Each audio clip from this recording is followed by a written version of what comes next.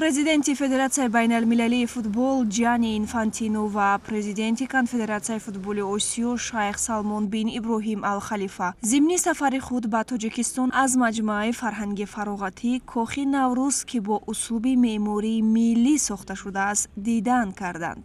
ҳайати Федератсияи байналмилалии футбол ва Конфедератсияи футболи Осиё аз толорҳои барҳавою зебои бо услуби миллӣ оро ёфтаи маҷмӯаи Кохи Наврӯз боздид ба амал оварданд.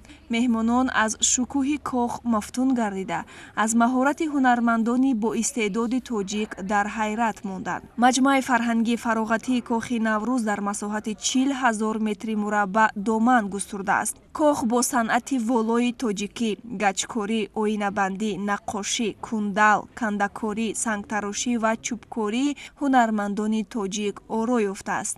зебоии афсонавии санъати кандакорӣ, махсусан толори дидор, толори аржан, ки бо 29 навъи сангҳои қиматбаҳои Тоҷикистон оро дода шудааст. толори гулистон, ки аз ҷониби кандакорони боистеъдоди шаҳри Исфара омода шудааст. ва толори зарандуд, ки бо санъати гаҷкорӣ дар рӯи оина, тиллокорӣ ороиш дода шудааст, таваҷҷӯҳи онҳоро ба худ ҷалб кард. Кохи Наврӯз ҳоло макони баргузории чорабиниҳои сатҳи ҷумҳуриявӣ, минтақавӣ ва ҷаҳонӣ мебошад. Президенти Федератсияи байналмилалии футбол Джани Инфантино ва раиси Конфедератсияи футболи Осиё Шайх Салмон бин Иброҳим Ал-Халифа пас аз боздид ба маҳорати ҳунармандони тоҷик дар бунёди чунин як кохи боҳашамат баҳои баланд доданд.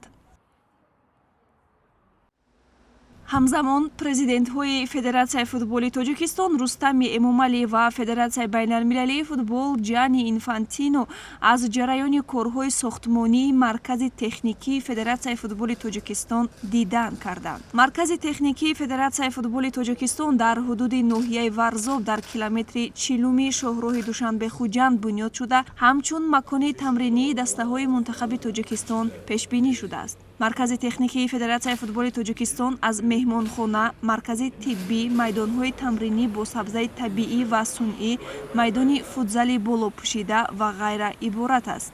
лоиҳа аз ҳисоби Федератсияи байналмилалии футбол, Конфедератсияи футболи Осиё ва Федератсияи футболи Тоҷикистон амалӣ карда мешавад. дар маркази техникии бунёдшаванда президенти Федератсияи байналмилалии футбол Джани Инфантино бо бозигарону мураббиёни тими миллии Тоҷикистон ва кормандони Федератсияи футболи Тоҷикистон мулоқот кард.